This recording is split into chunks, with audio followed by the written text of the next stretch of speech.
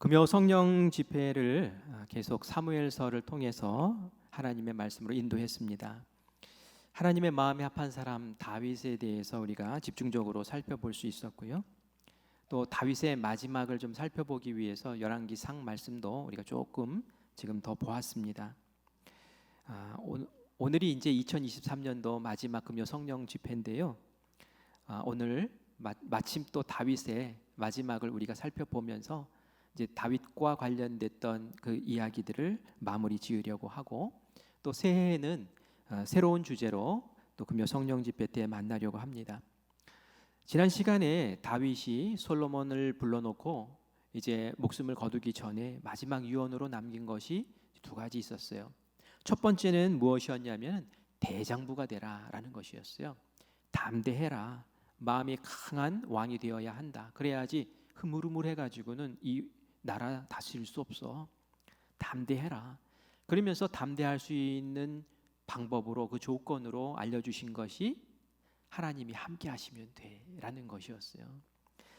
그리고 두 번째, 이게 바로 하나님과 함께하는 방법이에요. 무엇을 알려주었냐면은 하나님의 명령인 말씀과 율법을 다 지켜 행해라. 그러면 하나님이 동행하시고 네가 무엇을 하든지 어디에 있든지 하나님이 다 형통하게 해주실 거야 라고 그렇게 다윗이 솔로몬에게 알려줬죠. 솔로몬이 이 음성을 듣고 그리고 다윗이 이제 숨을 거두게 됩니다. 이게 진리예요. 다윗이 솔로몬에게 그 인생 살면서 내가 느꼈던 성공의 비법은 이거야 하고 딱 알려줬던 것이 바로 이것이었다라는 얘기입니다. 오늘 본문 말씀을 보니까 다윗이 이제 죽었어요. 다윗성에서 장사가 되었다라고 말씀을 하고 있습니다. 그 나이는 70세였고요. 다윗이 30세의 왕위에 올랐으니까 몇 년이나 왕 노릇을 한 겁니까? 40년 동안 한 거예요. 헤브론에서 먼저 7년 왕 노릇을 하다가 통일 왕국을 이루면서 예루살렘에서 33년 동안 통치를 했죠. 그리고 이제 솔로몬이 그 왕위를 이어서 이스라엘을 다스리게 되는데, 오늘 읽은 말씀 12절에 보니까 다윗의 왕위에 탁 앉았는데 그런데 심히 견고하더라라고 표현하고 있어요. 얼마나 다윗 왕이 이스라엘을 잘 이끌어 왔는지 솔로몬이 딱 왕위에 앉으니까 이미 기반이 탁 잡혀 있고 질서가 탁 잡혀 있고 그리고 심히 견고하더라라고 그렇게 이야기를 하고 있죠. 다윗 왕이 그렇게 40년 동안 통치하면서 탄탄하고 굳건하게 이스라엘을 세워 놓은 줄 믿습니다. 다윗의 인생을 오늘은 좀 통틀어서 이렇게 좀 정리를 해보려고 해요. 이제 마지막 마치는 시간이기 때문에 뭐 말을 하려면 뭐 10가지도 더 이야기할 수 있는데 몇 가지만 줄여서 우리가 다윗 왕에 대한 이야기를 마치면서 요거는 꼭 마음에 기억하면 좋겠다. 다윗 왕이 성공적인 인생을 살았던 그 비법으로 우리가 이것을 꼭 기억했으면 좋겠다 하는 것 몇 가지만 이야기하려고 합니다. 첫 번째는 같이 따라해 볼까요? 다윗은 겸손했습니다. 시작. 다윗은 겸손했습니다. 다윗은 겸손의 왕이었습니다. 다윗의 생을 처음부터 끝까지 다시 쭉 살펴보니까 참 다윗은 겸손하구나라는 그런 생각이 들어요. 다윗이 사울 왕이 있을 때에, 살아 있을 때에 사무엘 선지자에게 기름 부음을 받죠. 기름 부음 받는다는 것은 무엇입니까? 장차 이스라엘 왕이 된다는 거예요. 그런 표시로 하나님이 딱 다윗을 지목했던 것이죠. 다윗은 이새의 집안의 막내 아들이었어요. 그죠? 양치다가 갑자기 불러가지고 그냥 땀 범벅대가지고 쫓아갔더니 갑자기 기름을 부어서 차기 왕으로 지목을 한 거였어요. 아버지와 형들이 그 모습을 다 지켜보고 있었어요. 그렇죠? 사무엘 선지자가 와서 막내 다윗에게 기름을 붓네? 왕으로서 기름을 붓는 거 다 봤어요. 그런데 그 이후에 다윗이 어땠습니까? 달라졌습니까? 뻣뻣해졌습니까? 아버지, 저가 이래봬도 이러면서 어깨에 힘주고 갑자기 거만해졌습니까? 형님들 좀 이상하시네요. 형님도 오늘 왜 이렇게 목에 이러면서 형을 무시했습니까? 전혀 그렇지도 않았어요. 다윗은 어떻게 했습니까? 자기가 양쳤던 처음 그 자리로 돌아가서 목동의 일을 감당하는 것을 봐요. 맡겨진 양을 열심히 돌봅니다. 이게 기름 부음 받은 사람의 모습인가 싶을 정도로 그저 평범한 자기 일상으로 돌아가는 것을 보게 돼요. 근데 저는 이 모습이 다윗의 겸손이구나, 겸손한 모습이 이렇구나라는 것을 보게 된다는 거예요. 왜냐하면은 다른 사람과 비교해 봤을 때에 그렇다는 거예요. 다윗의 아들 압살롬을 여러분 아시잖아요. 암논 장남을 이 압살롬이 죽이죠. 그랬더니 자기가 왕자 가운데 서열 1위가 돼 버려요. 서열 1위가 된다는 것은 뭡니까? 장차 다윗 왕이 죽으면 자기에게 이제 왕위가 물려지는 거죠. 그런데 어떻게 합니까? 아버지가 멀쩡히 살아 있는데 자기가 꿍꿍이를, 그죠? 머리를 굴리기 시작해서 아버지의 신복들을 다 끌어들이고 백성들을 다 이렇게 환심을 사서 백성들을 다 자기 편으로 몰아넣고, 그리고 나서는 반역을 일으키죠. 어떤 마음이었겠습니까? 내가 왕으로 충분히 감당할 수 있어, 그런 교만한 마음이 그 마음 가운데 있었던 거예요. 그런데 그것은 본인 생각이 그런 거죠. 왕은 누가 세우는 겁니까? 하나님이 세우는 거예요. 하나님이. 자기 생각은 그럴지 몰라요. 그런데 하나님은 아닌 거죠. 그래서 그게 교만이 결국은 압살롬을 죽게 만들죠. 비슷한 일이 그 이후에도 또 일어나요. 압살롬이 죽으니까 넷째 아들 아도니아라는 아들이 있었는데, 이 아들이 이제 왕자 서열 1위가 된 거예요. 앞에 있는 형들이 다 죽으니까. 그런데 다윗 왕이 이제 나이가 들어서 막 추워서 침상에서 혼자 잘 수가 없을 정도까지 노쇠해진 거예요. 이 모습을 보면서 어떻게 생각합니까? 이 아도니아가 이제는 내 차례네, 이런 생각이 드는 거예요. 그러면서 나서지요. 꼭 압살롬처럼 자기의 편들을 다 모아요. 군대 장관 요압 장군도 그 편에 들고요, 제사장들도 그 편에 들고요, 이러면서 그 편에 드는 것을 보게 됩니다. 그리고 잔치를 벌여가지고 이제 출정식을 막 하고 그럽니다. 그런데 어떻게 됐습니까? 다윗 왕이 이 소식을 알고 막내인 솔로몬에게 막 기름을 부어가지고 솔로몬을 왕으로, 그 다음 차기 왕으로 책봉을 해버리는 거예요. 갑자기 낙동강 오리알이 돼버렸어요. 이 반역을 일으켰잖아요. 그러니까 살려달라고 제단에 뿔을 잡고 살려달라고 해서 은혜를 베풀어 살려주지요. 그런데 어떤 일을 합니까? 호시탐탐 왕이 될 궁리를 하는 거예요. 심지어는 다윗 왕의 첩이었던 아비삭, 마지막 첩이었던 아비삭, 그 아비삭을 나에게 달라고 밧세바를 찾아가서 이야기를 합니다. 지금 밧세바는 뭐 허락을 해주는 마음이 있었는데 솔로몬이 그 이야기를 듣고는 괘씸하게 생각하죠. 왜냐하면은 그 선 왕의 그 후궁을, 첩을 본인이 이렇게 취하게 되는 것은 내가 그 다음 왕이다라는 그러한 의미가 있는 거예요. 그 당시에는. 그러니까 아직도 그 마음을 버리지 못했구나라는 거죠. 이 아도니아는 솔로몬이 왕이 되었을 때 그런 마음이 있는 거, 저 자리 원래 내 자리인데 내가 해야 되는 자리에 왜 막내 솔로몬이 지금 가서 저러고 있어? 저건 아니잖아 하면서 교만한 마음이 그 마음에 있었던 거예요. 그것을 딱 정리했었으면 살았죠. 그런데 이 일을 저지르는 바람에 결국은 처형을 당합니다. 교만의 끝은 뭐죠? 패망이에요. 교만의 끝은 패망이에요. 다윗은 항상 겸손했어요. 사라왕을 죽일 수 있는 기회가 있었어도 항상 겸손하게 하나님께서 알아서 처리하실 거야 라고 하면서 하나님께 맡기고 자기는 늘 겸손을 지켰어요. 이 다윗이 얼마든지 우쭐거리고 얼마든지 내가 왕이 될 사람인데 나 좀 알아줘 이렇게 할 수도 있었지만, 그냥 그날 하루 맡기신 그 양치는 나의 일에 겸손으로 성실하게 나아가는 그 다윗을 봅니다. 그런데 그것을 하나님께서 가만두시나요? 결국 때가 되었을 때, 하나님의 때가 되었을 때는 다윗을 불러 세우셔서 하나님의 기름 부으셨던 그 자리에 왕으로 하나님께서 세우시는 줄 믿습니다. 그것을 기다릴 줄 아는 겸손이 이 다윗에게 있었다는 거예요. 예수님이 하나님의 아들이시잖아요. 예수님은 언제 당신이 하나님의 아들이라는 것을 알았을까요? 갓난 아기 때부터 알지는 못했을 거예요. 근데 성경에 보니까 한 12살 때 이미 예수님은 당신이 하나님의 아들이라는 것을 아셨던 것 같아요. 왜냐하면은 가족이 전부 성전에 올라갔어요. 그리고 하나님 앞에 제사를 드리고, 그리고 그 가족들 일가가 쫙 집으로 돌아가는데 돌아가는 길에 보니 예수님이 안 보이네요. 이 12살짜리 예수가 안 보이니 얼마나 부모님들이 놀랐겠어요. 그래서 그 따라오는 줄 알았는데, 친척들과 함께 오는 줄 알았는데 아니네. 그리고 오던 길을 다시 돌아서 되짚어서 그 할 길을 또 가게 됩니다. 결국 성전까지 가게 돼요. 거기 갔더니 아니나 다를까 예수님이 거기서 있는 거예요. 이 12살짜리 소년 예수님이 그 당시에 랍비들과 함께 막 토론을 하면서, 율법을 토론하면서, 그러면서 그 자리에서 그냥 시간 가는 줄 모르고 그렇게 있는 거예요.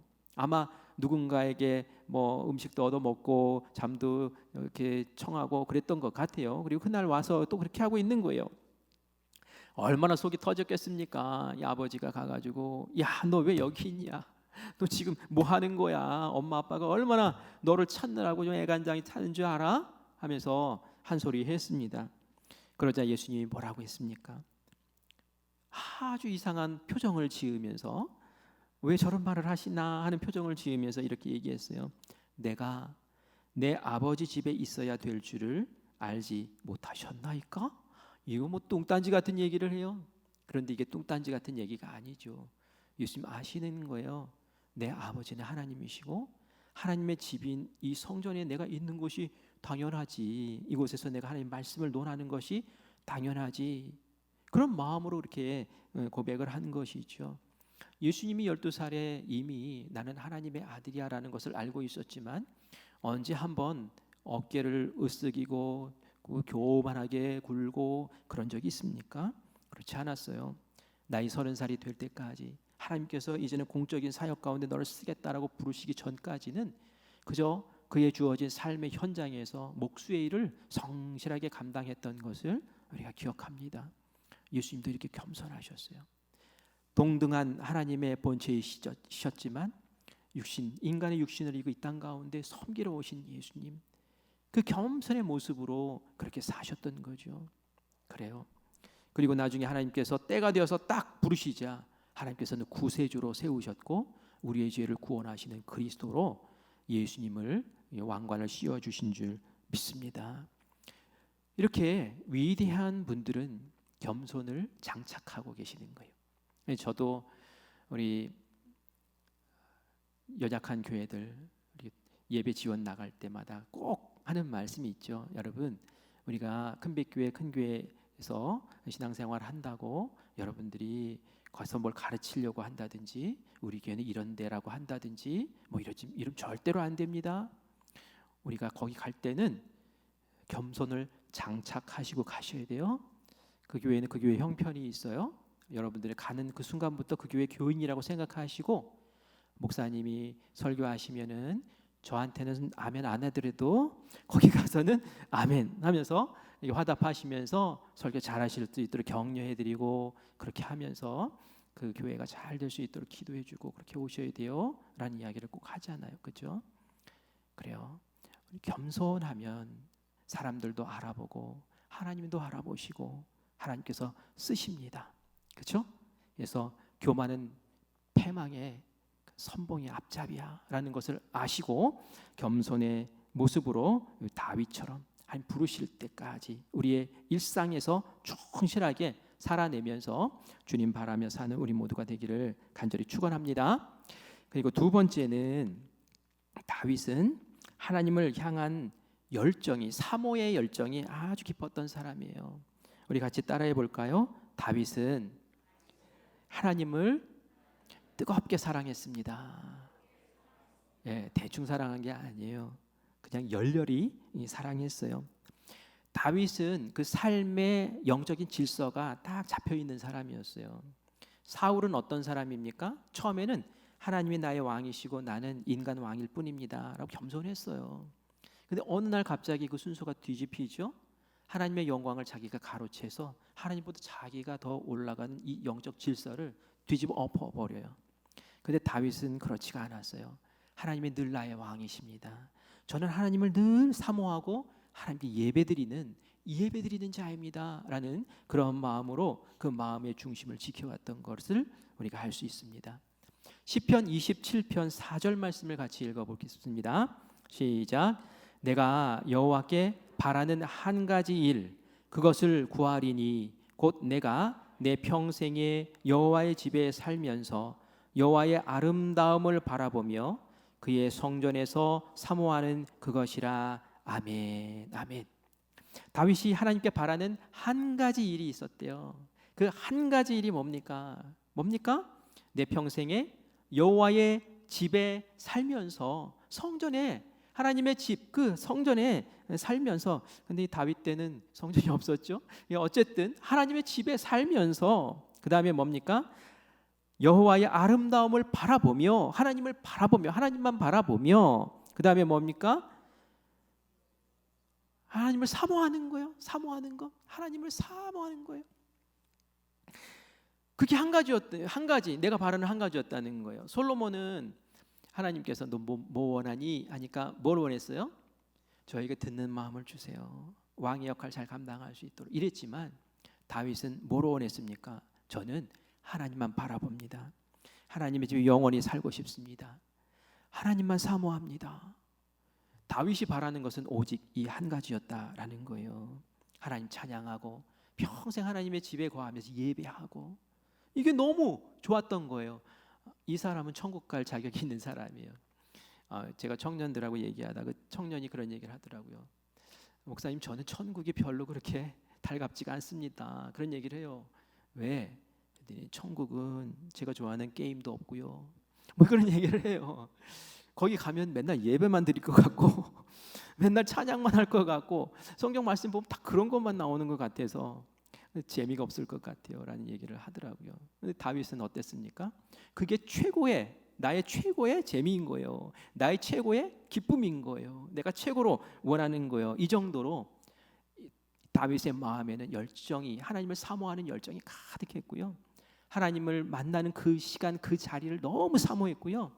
하나님 말씀 듣는 예배의 시간, 하나님께 기도하는 기도의 시간, 이 시간이 다윗에게는 그것이 최고의 시간이었다라는 거예요. 아마 다윗이 우리 교회 교인이었으면 말이죠, 제일 앞자리에 앉았을 것 같아요. 그렇죠?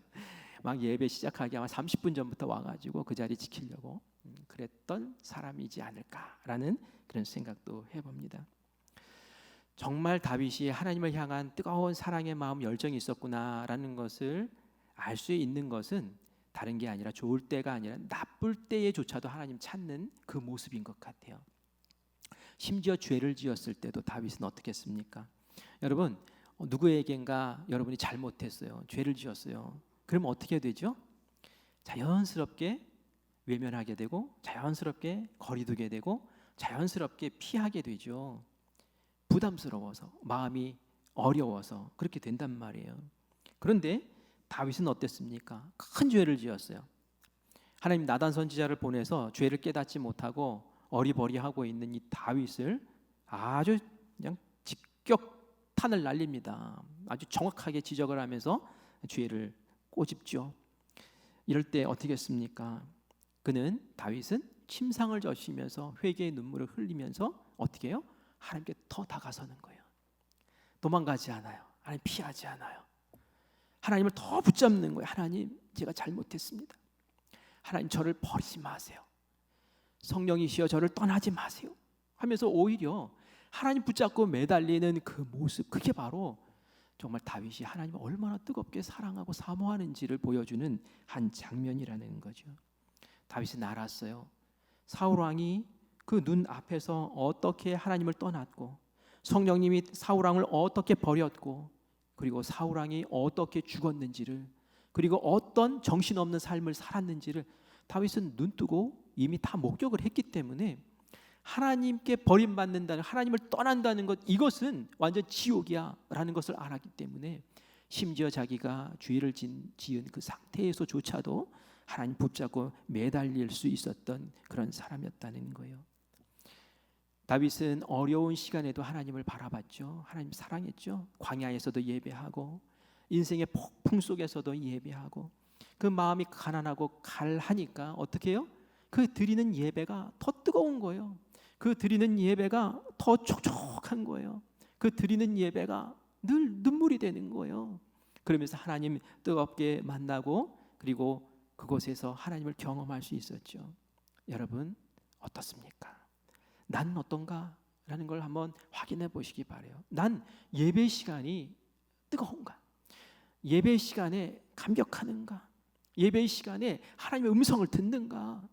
나는 어떤가? 다윗과 같은가? 그걸 다 생각해 보셔야 돼요. 나에게 예배보다 더 소중한 것이 있나? 예배보다 하나님을 만나는 그거보다 하나님 사랑하는 그거보다 더 소중한 것이 있나? 하나님 사랑하는 게 2순위로 밀리고 있나? 이런 말이죠. 하나님 얼마나 속상하시겠어요. 그런 사람 입에서 뭐 하나님 사랑합니다 이런 말 하면 안 돼요. 왜 그런 말을 합니까? 하나님 조금 사랑합니다 이렇게 얘기해야죠. 하나님 사랑합니다 라고 할 때는 정말 나의 목숨까지 바쳐서라도 하나님 붙잡고 하나님 사랑합니다 그렇게 나아갈 때 하나님 사랑한다고 고백할 수 있는 것 아니겠습니까? 다윗은 그런 열정으로 하나님 사랑했다는 거예요. 하나님 좋을 때도 사랑하고 어려울 때도 사랑하고 심지어는 죄 지을 때까지도 하나님 사랑했던 그 다윗을 하나님 어떻게 하셨어요? 죄 지어도 다윗을 포기하지 않잖아요. 그리고 마음이 합한 왕이라고. 그리고 이스라엘의 그 어떤 왕보다 가장 탁월한 왕으로 40년 동안 그 나라를 지배하고 다스리고 탄탄하게 세울 수 있었던 최고의 왕으로 하나님께서 세워주신 줄 믿습니다. 그래 하나님과 하나 되고 하나님과 딱 뜨겁게 만나고 하나님의 하나님과의 그 접촉이 아주 온전하게 사랑으로 딱 묶여 있는 그것이 우리 영적 질서를 잘 세우는 그런 첫 단추와 같은 거예요. 이것 못하면 아무것도 아닌 거예요. 제가 유기성 목사님 만나서 같이 식사를 하면서 여쭤봤어요. 목사님은 어떻게 해서 목회를 그렇게 성공적으로 잘 하시고 은퇴를 하실 수 있었나요? 그냥 밥 한 끼 먹으면서 목회의 어떤 비법을 알고 싶어서 제가 여쭤봤어요. 그랬더니 그런 얘기 하시더라고요. 목회를 할 때 당신은 목회를 사역으로 생각하면서 하지 않았다는 거예요. 사역을 잘해야지 이런 식으로 생각하지 않았다는 거예요. 그러면서 이런 얘기를 합니다. 나는 언제나 예수님 앞에서 진실하게 서려고 애썼어요. 그리고 나는 예수님만 바라보려고 애썼어요. 그리고 나는 예수님의 마음으로 살려고 애썼어요. 그런 마음으로 하나님 주신 마음으로 설교하고 그런 마음으로 교인들을 돌보고 그런 마음으로 선교하고 전도하고 그렇게 했습니다 라고 얘기를 하시더라고요. 그렇게 했더니 장로님을 비롯해서 중직들이 나도 목사님처럼 예수님만 바라보면서 하자 이렇게 마음을 정하고 그렇게 따라하기 시작하더래요. 그렇게 하니까 또 교인들이 나도 저렇게 해보자 해서 뭐 사역을 잘하기 위해서 뭐 이게 아니라 그냥 예수님 사랑하는 마음, 예수님께 딱 붙어있는 마음, 예수님 마음을 이해하려고 하는 마음, 예수님 바라보는 그 심정 그런 모습으로 예수님과 딱 붙기 시작하니까 교회가 변화되기 시작하고 그리고 그걸 원하는 사람들이 그 교회로 몰려들기 시작하더래요. 그걸 원하는 사람들이 있다는 거예요. 그래 나도 예수님과 뜨겁게 만나고 뜨겁게 예배드리고 예수님과 뜨겁게 교제하고 인격적인 만남을 갖고 나 그런 신앙생활 하고 싶어 하는 사람들이 모여들기 시작해서 그 교회가 그렇게 부흥을 한 것이지 내가 전도해가지고 뭘 해봐야지 내가 뭐 선교를 해서 뭘 해봐야지 사역 중심으로 생각했던 게 아니었대요. 그러면서 저한테 아셨죠? 얘기하시더라고요. 그러면서 영성일기 좀 쓰세요 그러더라고요. 그래요. 24시간 주님과 동행하려고 애쓰고 그 모습이 바로 다윗의 모습 아니겠습니까? 다윗이 그랬다는 거예요. 나에게 한 가지 내가 하나님께 바라는 딱 한 가지가 있다면 나는 하나님 바라보고 하나님께 예배하고 하나님 사모하는 그것 한 가지입니다. 그랬더니 그 모든 것을 하나님께서 다 이루어 주신 줄 믿습니다. 여러분들도 이걸 교훈으로 삼으셔서 한 해를 또 복되게 시작하시는데 이 첫 단추부터 여러분들이 잘 꿰시기를 바래요. 예배 자리가 가득 채워져야 돼요. 기도의 자리가 가득 채워져야 돼요. 그렇죠? 그게 예수님 만나는 자리잖아요. 하나님 만나는 자리잖아요. 그리고 마지막으로 한 가지만 더 말씀드리면 하나님과 동행하면서 고난을 이긴 다윗이에요. 우리 같이 따라해 볼까요? 다윗은 하나님과 동행하면서 고난을 이겼습니다. 예, 고난을 이기되 다윗은 하나님과 동행하면서 고난을 이긴 거예요. 굳건한 왕위를 물려준 다윗. 이 다윗은 뭐 영광만 본 것은 사실 아니에요. 다윗의 삶은 사실 고난의 연속이었죠. 40년 동안 통치했어요. 근데 편할 날이 사실 없었어요.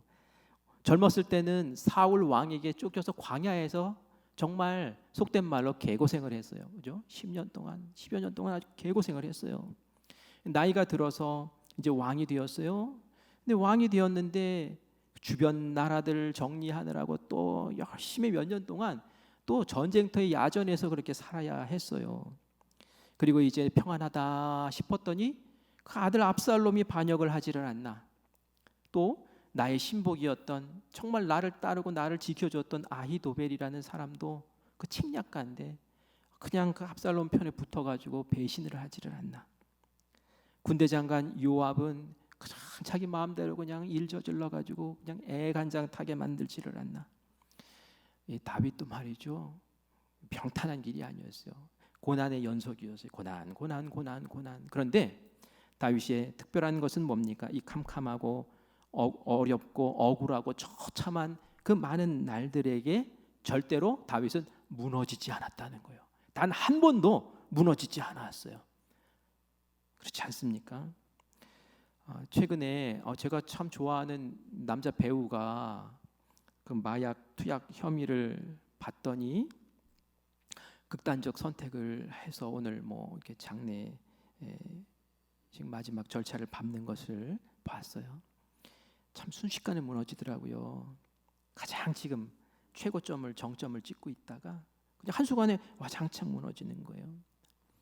못 견디는 거죠. 견디질 못하는 거죠. 그 어려움, 아픔을 본인 막 억울하다고 하는데 다윗은 더 험한 상황 가운데도 살았거든요. 다윗은 오뚜기처럼 그냥 벌떡벌떡 일어나거든요. 도대체 다윗은 어떻게 그렇게 일어날 수 있을까요? 그 힘이 어디서 왔을까요? 그것은 바로 솔로몬에게 얘기했던 것처럼 넌 대장부가 되라. 왜 대장부가 될 수 있느냐? 하나님이 함께 하시니까 대장부 될 수 있어. 여호수아에게도 모세가 말하잖아요. 여호수아에게 하나님 말씀하시잖아요. 너는 강하고 담대하라. 왜? 내가 너와 함께 하니까. 그죠?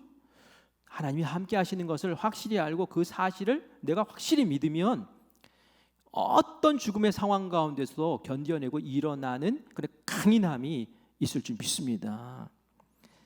우리가 잘 아는 시편 23편 우리 4절 말씀 같이 읽을까요? 너무 잘 아는 말씀이지만 같이 읽어볼게요. 시작. 내가 사망의 음침한 골짜기로 다닐지라도 해를 두려워하지 않을 것은 주께서 나와 함께 하심이라. 주의 지팡이와 막대기가 나를 안위하시나이다. 아멘. 사망의 음침한 골짜기로 다닐지라도라는 표현은 뭡니까? 나 정말 죽겠다라는 뜻이에요. 나 이제 정말 죽겠구나 이런 표현입니다. 그죠? 그런데 어떻습니까? 두려워하지 않는데요. 그러나 난 두려워하지 않아. 왜 두려워하지 않습니까? 주께서 나와 함께 하시니까. 그걸 내가 아니까. 주님께서 어떻게 해주실 것을 아니까. 나는 이런 죽음의 상황 가운데서도 난 무너지지 않아. 절대로 무너지지 않아 라고 이야기하는 거죠. 인생의 주인이 하나님이신 사람, 하나님이 나의 목자인 사람, 그런 사람은 죽을 것 같은 상황, 억울한 상황, 괴로운 상황 속에서도 절대 무너지지 않고 오히려 그것을 전진하면서 돌파해 나가는 줄 믿습니다. 마귀는 우리를 속여요. 어떻게 속이는 줄 아세요? 야, 너에게 주어진 고난은 끝이 없어. 그렇게 얘기를 하는 거예요. 너 더 어려워져, 더 힘들어져. 너 이제 끝장났어. 너 어떻게 하려고 그래? 이걸 다 받아들이고 다 그냥 감내할 수 있겠어? 이러니까 극단적인 선택하는 거 아니겠어요? 그래, 나 못 견뎌. 내 명예를 더 이상 더럽힐 수 없지. 이러면서 극단적인 선택하는 거 아니겠냐고요. 그래요. 고난은 우리에게 늘 찾아옵니다. 그러나 우리는 믿죠. 고난보다 더 크신 하나님, 그 하나님이 나의 목자 되시고 내가 그 사실을 믿기 때문에 그 믿음으로 다시 이겨내는 줄 믿습니다. 우리 성도님들, 특별히 나 너무 어려워요. 이렇게 고난이 끊이지 않고 더 깊어지는 것 같죠? 절대 포기하지 마십시오. 다시 다윗처럼 하나님을 보십시오. 내가 내 인생 이끌어 간다고 생각하면 다 무너져요. 근데 하나님은 내 인생을 이끄시는 목자입니다 라는 그 고백이 분명하면 우리의 인생은 다시 일으켜 세움받는 인생 될 줄 믿습니다. 제가 다윗을 참 존경하는 이유 가운데 하나는 이런 고난 속에서 생존하려고 몸부림치는 것으로 그친 것이 아니라 다윗은 이 고난 속에서 비전을 선포하고 더 큰 일을 생각할 줄 아는 참 특이하고 참 정말 훌륭한 사람이다라는 마음이 들어요. 청년들에게 가끔 이제 뭐 비전에 대한 이야기를 하고 꿈에 대한 이야기를 하고 하나님 주신 그 역할에 대한 이야기를 하고 그러면 목사님, 저는 지금 제 삶 생존하는 것조차도 버겁고 힘들어요 라고 이야기하는 사람도 있어요. 근데 다윗은 말이죠, 생존을 위해서 아둥바둥한 사람 아니에요. 물론 하나님 살려주세요, 하나님께 피합니다, 하나님 산성이 되어주세요, 하나님의 날개 아래 저를 품어주세요, 보호해주세요, 이런 것들도 이야기하였으나 그러한 고난 속에서 생존만 위해서 아둥바둥한 것이 아니라 하나님이 주신 원대한 비전과 하나님의 뜻을 이루기 위해서, 하나님 나라를 이루기 위해서 저를 사용해 주세요라는 그러한 높은 비전까지도 제시하면서 도전했던 사람이 바로 다윗이란 얘기예요. 우리 시편 57편 말씀을 잠깐 볼게요. 이 시편 57편은 사울을 피해서 동굴에 숨어 있을 때 그때의 심정을 시로 표현하는 거예요. 이 전제를 가지고 같이 한번 57편 1절을 같이 읽어보겠습니다. 같이 읽습니다. 하나님이여 내게 은혜를 베푸소서, 내게 은혜를 베푸소서. 내 영혼이 주께로 피하되 주의 날개 그늘 아래에서 이 재앙들이 지나가기까지 피하리이다. 생존을 위한 거예요 지금, 그죠? 사울 왕이 나 잡으러 왔어요. 동굴 속에 피했어요. 하나님, 저를 좀 숨겨주세요. 날개 아래 저를 좀 품어주세요. 저 좀 지켜, 제 생명을 살려. 이게 생존을 위해서 아둥바둥하는 그런 모습 같아요. 정말 딱해요. 그런데 이 시가 거기서 딱 멈추지를 않아요. 쭉쭉쭉쭉 내려가다가 57편 7절에 가면은 이렇게 말씀하고 있습니다. 같이 읽을까요? 하나님이여 내 마음이 확정되었고 내 마음이 확정되었사오니 내가 노래하고 내가 찬송하리다. 이게 동굴에 있는 사람이 할 얘기예요. 지금 숨어 있는 사람이 뭐 노래를 하고 찬송을 합니까? 그런데 그렇게 고백을 합니다. 우리 11절로 넘어가 볼게요. 같이 읽습니다. 하나님이여 주는 하늘 위에 높이 들리시며 주의 영광이 온 세계 위에 높아지기를 원하나이다. 처음에는 내 형편에 대한 아쉬움을 토로했지만 이제는 그것을 넘어서서 하나님의 영광을 생각하고 하나님의 영광이 온 세계에 높아지기를 소원하고 하나님의 나라와 그 의를 구하면서 하나님의 영광을 위해서 아버지 저를 써주세요라고 고백하는 이 다윗의 비전을 보게 된단 말이에요. 고난 속에서 비전을 선포할 수 있다라는 건 어마어마한 일 아니겠어요? 그런데 그것이 다윗에게만 해당되는 것이 아니라는 거예요. 우리는 뭐 다른 하나님 믿나요? 다윗의 하나님이 우리 하나님인 줄 믿습니다. 왜 고난 속에서 그냥 살려주세요, 나 여기서 어떻게 잘 버티게만 해주세요, 생존하게 해주세요, 여기에만 머물러 있느냐는 말이에요. 이것을 넘어서야죠. 뛰어넘어서 그 가운데서 하나님이 나를 연단시키고 단련시키고 정금과 같이 만드시고 결국은 하나님의 때에 하나님의 역사를 이루는 하나님의 비전의 도구로 사용하실 줄 믿습니다. 선포하면 그 믿음대로 하나님께서 이루어 주실 줄 믿습니다. 오늘 우리가 이 비전을 품으시기를 바라요. 다윗이 성공했던 비밀을 제가 세 가지만 알려드렸어요.